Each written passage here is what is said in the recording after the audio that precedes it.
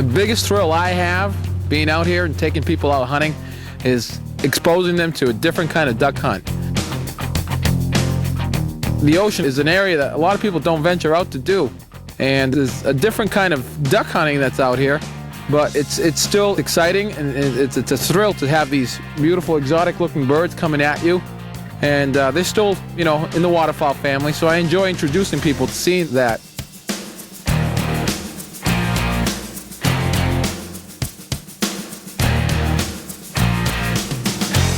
Growing up in central Ohio, I spent a lot of time layout shooting bluebills.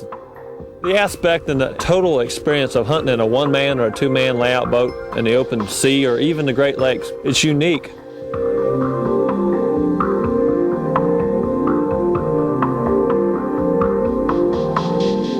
If you're used to hide behind a tree or a big blind, 30-foot blind, and the ducks react to you because they're so leery of points and rocks and humps because it hides hunters. But when you get out there in the open sea, all of a sudden you find yourself laying out there on the water. Basically, it looks like a frisbee out there, no bigger than a sheet of plywood.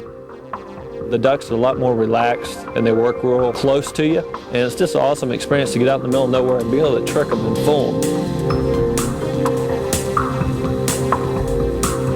And I think it comes from the old Dutch word decoy, which means duck trap. It's you against them, and when you can trick them into open water and hide from them, that's a great experience. Here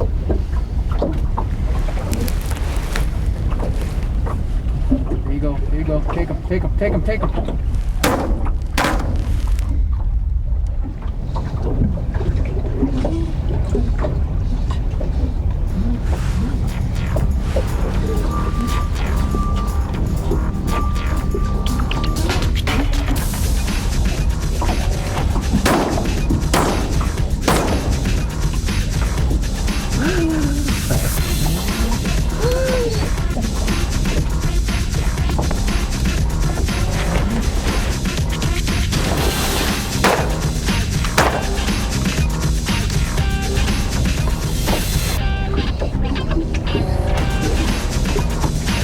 Right in on your left.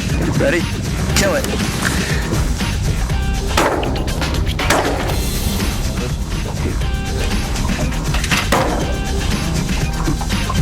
Good one. Boy, he's nice. Look at that. Tell you what, they shot a nice bird. What do you think? Yeah, it's cool. I was a little trouble to him, but I got it, man. Well, I'll tell you what, you better. If I'm wanting to get in there, you better start shooting.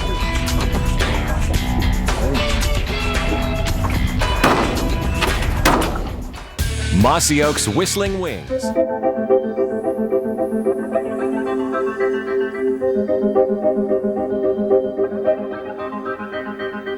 The reason why this is such a mecca for sea ducks, the kind of ducks that live in the Arctic and they migrate south, this is an area that they sort of winter. Sort of like puddle ducks, they go to, you know, southern states, Mexico, and so forth. This is where the Eiders, oldsquaws, scoters, and brant, this is as far south as they usually tend to go. Some will go a little further, but this is mostly where you're going to get a good mix. That and the fact that there's very little hunting pressure, it is just a phenomenal place to come and hunt. Great variety of ducks, little pressure, it just, you can't ask for any better.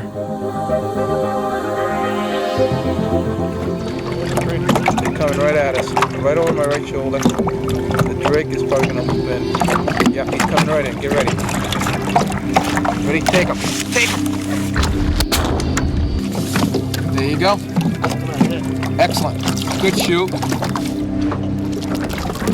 Take him now, take him now, take him now, take him now. Well done, well done. That's what you want right there. That's it. Turn around, turn around. Ready, ready, take him. Nice shot. Excellent. What do you think of that? The guide gets the shot. Going in here. The eider duck is unique simply because it lives most of its life on the open ocean, and they only come into these bays like we've been hunting the last 3 days to feed.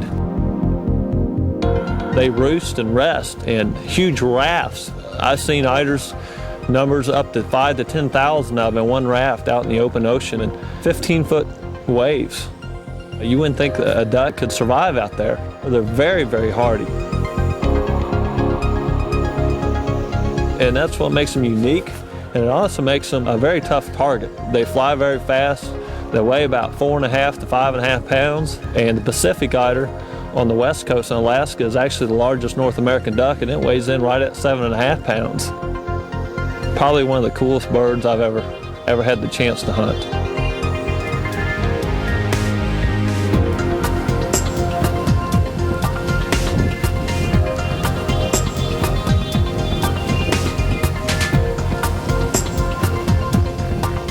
In. Nope, Drake. Take it. Nice shot.